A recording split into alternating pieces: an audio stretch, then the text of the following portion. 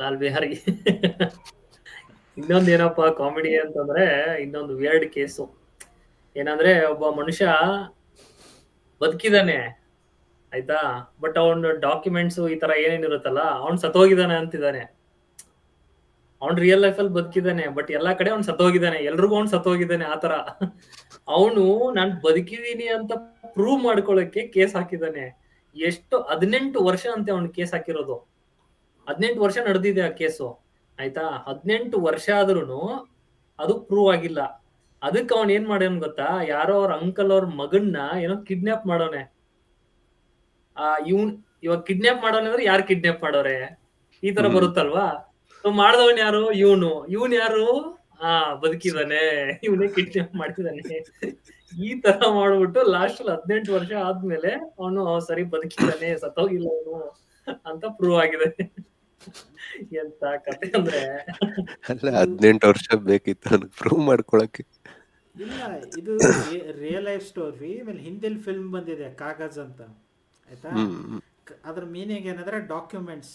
Okay, ಒಬ್ಬ ವ್ಯಕ್ತಿ ಹ್ಮ್. ನಾನು ಜೀವಂತ ಇದ್ದೀನಿ ಅಂತ ಡಾಕ್ಯುಮೆಂಟ್ ಪ್ರೊಡ್ಯೂಸ್ ಮಾಡ್ಬೇಕಾದ್ರೆ ಹೀ ಸ್ಟ್ರಗಲ್ಡ್ ಫಾರ್ 18 ಇಯರ್ಸ್.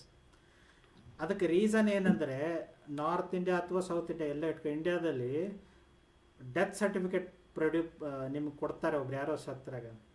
ಸೊ ನಿನ್ನ ಹೆಸರಲ್ಲಿ ಒಂದು ಸ್ವಲ್ಪ ಲ್ಯಾಂಡ್ ಇದೆ ಅಂತ ಇಟ್ಕೊ, ಲ್ಯಾಂಡೋ ಇದು ಏನೋ ಒಂದು ಇದೆ, ನಿನ್ನ ಹೆಸರಲ್ಲಿದೆ.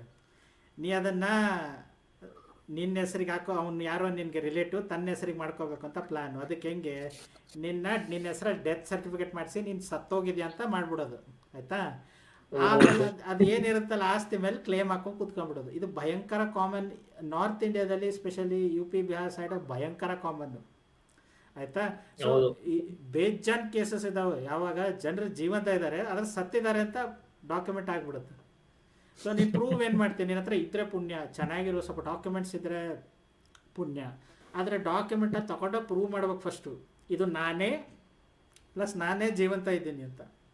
ಯಾಕಂದರೆ ನೀನು ಬರೀ ಬರ್ತ್ ಸರ್ಟಿಫಿಕೇಟ್ ತೊಗೊಂಡೋಗಿ ಕೊಟ್ಟವ್ರು ಹೇಳಲ್ಲ, ಬರ್ತ್ ಸರ್ಟಿಫಿಕೇಟು ಡೆತ್ ಸರ್ಟಿಫಿಕೇಟ್ ಎರಡೂ ಇದೆ. ಸೊ ಒಂದು ಫೋಟೋ ಇರೋ ಡಾಕ್ಯುಮೆಂಟ್ ಬೇಕು ಪ್ರಾಪರ್. ಈಗ ಆಧಾರ್ ಕಾರ್ಡ್ ಬಂತು, ವೋಟರ್ ಐ ಡಿ ಬಂತು, ಅವು ಎರಡೂ ಇಲ್ಲಾಂದ್ರೆ ಯೋಚನೆ ಮಾಡು, ನಿನ್ನ ಆಸ್ತಿ ಎಲ್ಲ ಗುಳುಮೆ. ಇದೇ ತರ ಕಿಡ್ನಾಪ್ಗಳು ಮಾಡ್ಬೇಕಾಗತ್ತೆ. ಅಲ್ಲ ಅವನು 18 ವರ್ಷ ಹೆಂಗ್ ಬಾಯ್ ಹೊಡ್ಕೊಂಡಿರ್ಬೇಕು ಹೇಳು? ಹೋಗ್ ಕೋರ್ಟ್ಗೆ ಹೋಗಿ ಎಲ್ಲೋ ಬದುಕಿದೀನಿ ಕಣ್ಲ, ಇಲ್ಲೇ ನಿಂತಿದೀನಿ. ಅದೇ ಕೋರ್ಟಲ್ಲಿ ಹೆಂಗಾಗುತ್ತೆ ಗೊತ್ತಾ ಸೀನ್?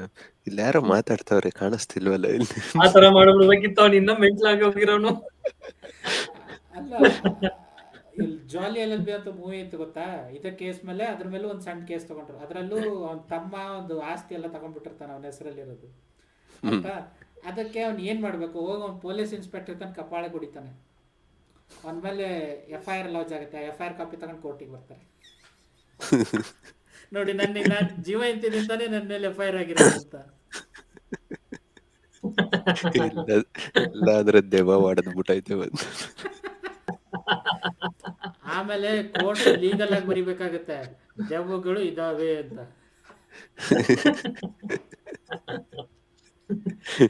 ಅಯ್ಯೋ, ಮಜಾ ಮಾಡ್ಬೋದಿತ್ತು ಅವ್ನ್ ಇಟ್ಕೊಂಡು. ವರ್ಲ್ಡ್ಗೆನೆ ದೊಡ್ಡ ಮೇಮ್ ಆಗಿರೋದು ಅದು. ಇಂಡಿಯಾದಲ್ಲಿ ಇಂಥ ಬೇಜಾನ್ ಆಗ್ತದೆ. ಇನ್ನೊಂದು ಸ್ಟೋರಿ, ಯಾರೋ ಒಬ್ಬ ಹುಡುಗ ಮೂವಿ ನೋಡಕ್ ಹೋಗಿದ್ದಾನೆ. ಮೂವಿ ಅವನಿಗೆ ಇಷ್ಟ ಆಗಿಲ್ಲ, ಚೆನ್ನಾಗ್ ಅನ್ಸಿಲ್ಲ, ಸ್ಟೋರಿ ಚೆನ್ನಾಗಿಲ್ವ ಏನ್ ಚೆನ್ನಾಗಿಲ್ಲ ಗೊತ್ತಿಲ್ಲ, ಅವನಿಗೆ ಇಷ್ಟ ಆಗಿಲ್ಲ. ಅದಕ್ಕೆ ಕೋರ್ಟ್ಗೆ ಹೋಗಿ ಏನ್ ಫೈನ್ ಹಾಕಿದ್ದಾನೆ ಅಂತ ಕೇಸ್ ಹಾಕಿದ್ದಾನೆ ಅಂದ್ರೆ, ನನ್ಗ ಆ ಮೂವಿ ನೋಡಿ ಡಿಪ್ರೆಷನ್ಗೆ ಹೋಗ್ಬಿಟ್ಟಿದೀನಿ, ನನ್ಗೆ 15,000 ಕಾಂಪನ್ಸೇಷನ್ ಕೊಡಿ ಅಂತ ಕೇಸ್ ಹಾಕ. ಮೂವಿ ಚೆನ್ನಾಗಿಲ್ಲ ಅಂತ. ಇದು ಸೇಮ್ ಯಾವ ತರ ಅಂದ್ರೆ, ಇದೇ ತರ ಒಂದ್ ಕೇಸ್ ನಾನು ನೋಡಿದ್ದೆ. ಏನಂತಂದ್ರೆ ರಾಕ್ ಸ್ಟಾರ್ ಯಾವ್ದೋ ಮೂವಿ ನೋಡ್ಬಿಟ್ಟು ಯಾರೋ ಕೇಸ್ ರಾಕ್ ಸ್ಟಾರ್ ಹಾಕಿದ್ರಂತೆ. ಇದೇನೆ. ಬಟ್ ಇದ್ರದ್ದು ಲಾಸ್ಟ್ ಕತೆ ಏನ್ ಗೊತ್ತಾ? ಅವನು ಏನ್ ಕಾಂಪನ್ಸೇಷನ್ ಕೇಳಿದ್ನಲ್ಲ, ಆ ಕಾಂಪನ್ಸೇಷನ್ ತಗೊಳಕ್ಕೆ ಅವ್ನು ಅದ್ರ ಡಬಲ್ ಅಷ್ಟು ಒಂದು ಖರ್ಚಾಗಿ ಹೋಗಿತ್ತಂತೆ. ಲಾಯರ್ಗೆಲ್ಲ ಖರ್ಚು ಮಾಡಿ ಕೇಸ್ ಫೈಟ್ ಮಾಡಕ್ಕೆ.